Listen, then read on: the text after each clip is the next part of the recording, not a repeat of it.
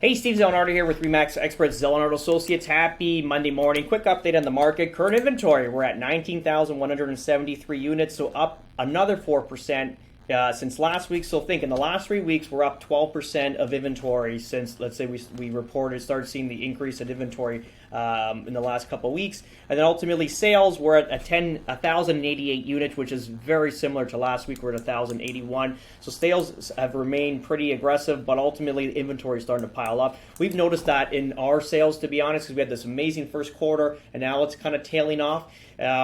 From my experience, the last, let's say, 12, 13 years in real estate, in the past, April was a little bit of a slowdown, then May would catch fire, and then in the last, let's say, since 2017, when I really started focusing on it, where the 2017 crash that happened, April was the kill month. And every year since then in the real estate market, April's been the kill month.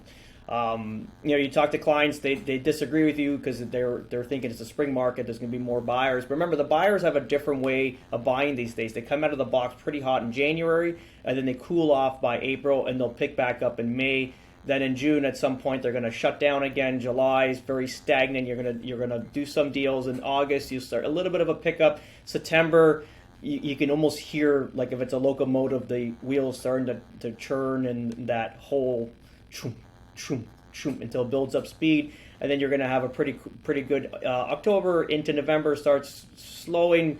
People are starting to think it's getting close to Christmas, so they're going to start taking their house off the market. Then we express the message that actually listed in December is probably one of the best months based on a value of what sellers are getting, because based on the lack of inventory, and then so on and so on. So it's very cyclical in that sense.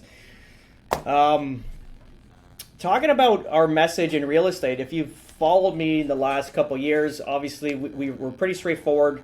Everything is whatever I believe I'm going to tell you. It's not a hidden agenda or propaganda message. Basically, when I was telling everyone to sell 2022, if you look at the results, it was the right results. And again, April was that kill month again. And we're telling people buy now. This is the whole point. Even for us, we're invested here in Florida. We feel not that we're don't want to do anything in Toronto. I think there's more upside here in Florida just based on all the rules and regulations. And if you ever wanted to get on a call and understand the difference between the two and how easy it is to buy real estate here and hold it, and also benefit with the appreciation, the tax laws, and also the rents that are cash positive, and also landlord tenant board agencies which are more in favor of the landlord than the tenant, you can always give me a call. You can obviously find my number somewhere online. It's here. But what we're thinking of doing now is buy based on what we're watching the last, let's say, first quarter of this year. We're watching these mega landlords buying up real estate. We're talking Blackstone itself just picked up 60,000 units in rentals and apartments and whatever they're doing, right? They're just eating up everybody else. So what that's telling us here is these guys are actually following different analytics than what we're getting, told on them, or getting, or whatever we're viewing online, where it's like people are kind of holding, and these guys are buying, and that tells me it's time to buy, clearly. And there's another gentleman that we follow. I've been following this group for more than 20 years, Rich Dad Poor Dad group. This is Ken McElroy. I've been following him since I bought my first piece of real estate, and he's got the same message. And what he's saying is, if you can hold a piece of property currently right now, which I agree, right? Hold it, make sure it's cash flow positive. You don't want to be in a negative deficit. Then just wait for the capital to roll up later. This is the time to do it. 24 into 25 into 26, you're going to see this massive increase in value.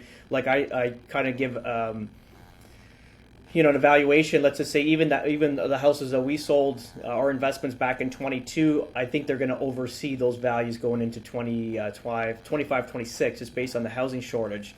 The only thing is we've got to make sure that the economy's there with it. But based on right now housing shortage and population growth and the need for housing, you're going to have some crazy increase in value.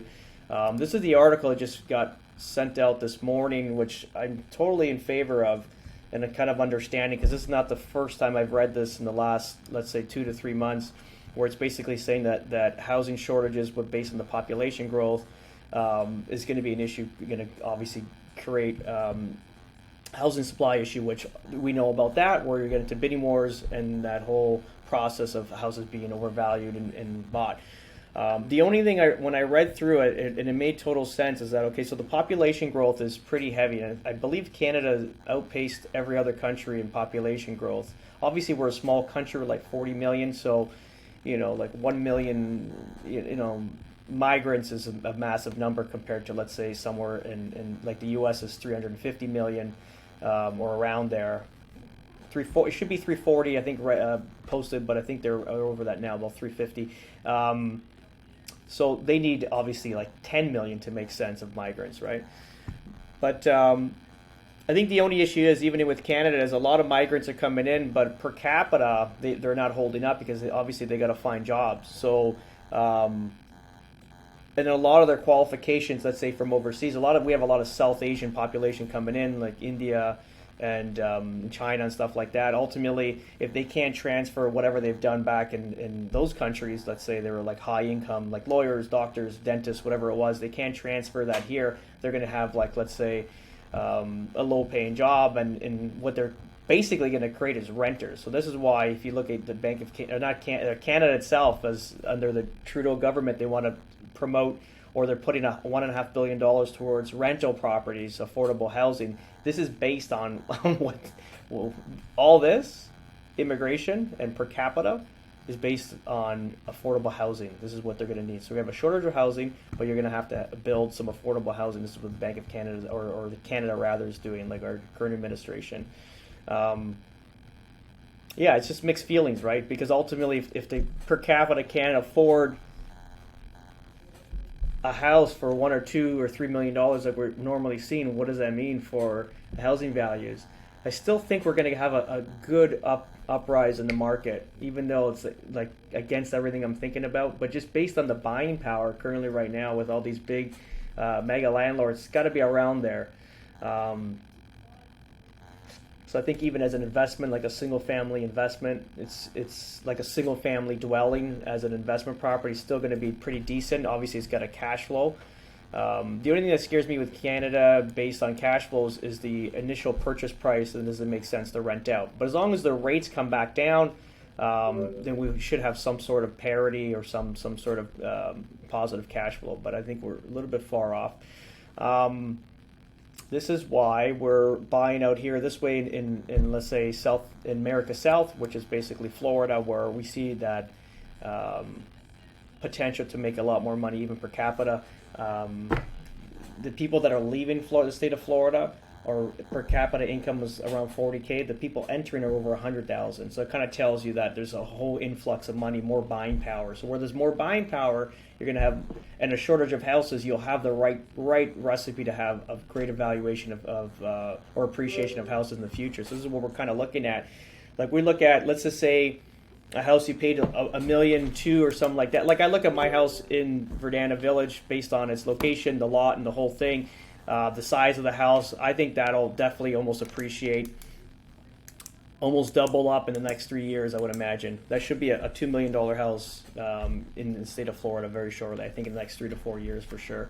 Again, these are just predictions. I think the house that we bought in North Fort Myers or Fort Myers for $380, that should be a $5.5. It's like $550,000 house or $500,000 house. It should get some great appreciation going forward. This is why we're still going heavy here. We're building houses now, so that's going to be very interesting too, where it's like, do we have enough money allocated to buy more land? And this is what my only concern is right now, because obviously we're in the permit phase, and maybe we're going to time this thing properly and make maximum profit just based on the market's going to have this nice uptick. But ultimately, if we're selling at the high spot, we're also buying land at the high spot. So we're going to have to figure this out. And, this is a great opportunity for us. You might have a one-off chance to do it where maybe at the 60 to 70% of completion of the property, if we see the market's on fire, we might just pick up a few more lots before we get to the top of that market. Because we're predicting like a 10-month build just based on obviously new in the country. We want to make sure we don't want to, we don't want to promise that we're going to deliver this property in 3 to 5 months. So what we're doing is we're going to say 7 to 10 months. The goal is 3 to 5 months, but reality could be 7 to 10 months. So we're planning for that. So let's just say by October We should have this property completed on the market, hopefully sold in very, very short time, and then ultimately, if we have to buy lots at that time, it's going to be a little bit of a pain. So hopefully, let's say in the 6-month mark from now, we can start buying up some properties, and away we go. If that makes sense. Mind you, the 10 months mark, we're going to be past this. We're in May now, so we'll probably be in January, February of next year, let's just say, for sale. So let's just say we want to buy, by September, October of this year, even though we haven't completed the project, just based on the economics going forward.